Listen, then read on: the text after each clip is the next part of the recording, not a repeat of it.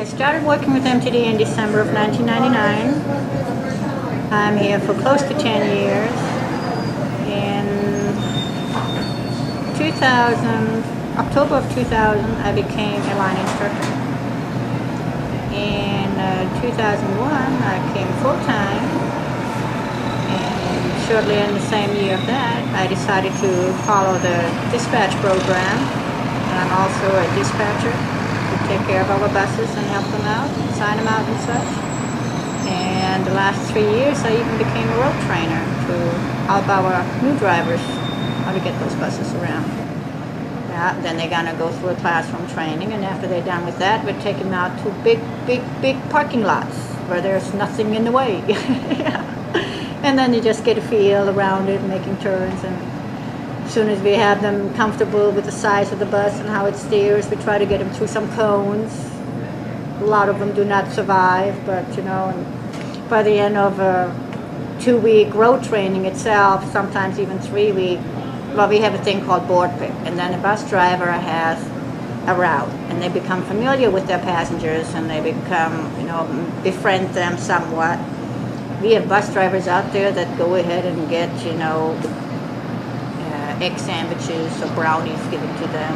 We have bus drivers that get Christmas gifts here or there, or just plain simple friendly faces you see over and over again. And if a car to just, for example, cut you off, suddenly that one passenger comes on the bus and this whole incident prior is forgotten. And then you just keep on going.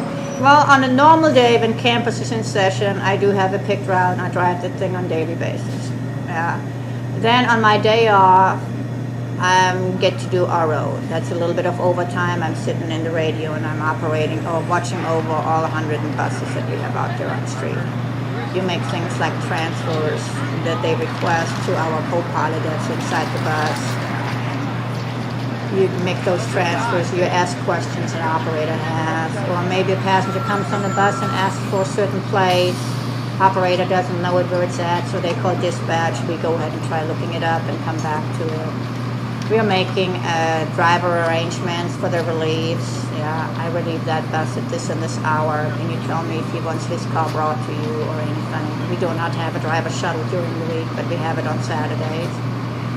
So to making it to our relief points, we have to use our own vehicles or MTD. It's a different kind of driving. You're fully alert. 4 hours of driving could, make you feel like 6 hours driving, because you're really focusing on whatever you do. So when you run into a bus driver that's not really friendly and saying hello and goodbye and all this stuff, all they do is just focus on your job. That's all there's to it. Some people think that, we are a little bit having attitude and all that. No, that's not it, But I have seen that happening on my quad. I board at Armory and Wright. I look up, I look at my mirrors. I need to see what's happening on my back doors. And if they come up and say hello and I look up in the mirror, I don't want to be not friendly, but I'm paying attention. Not that I pinch somebody in the back door while I'm trying to close it and say hello to you, And then our mirrors are a certain way set. When our front door is open, we don't really see the back side of the bus.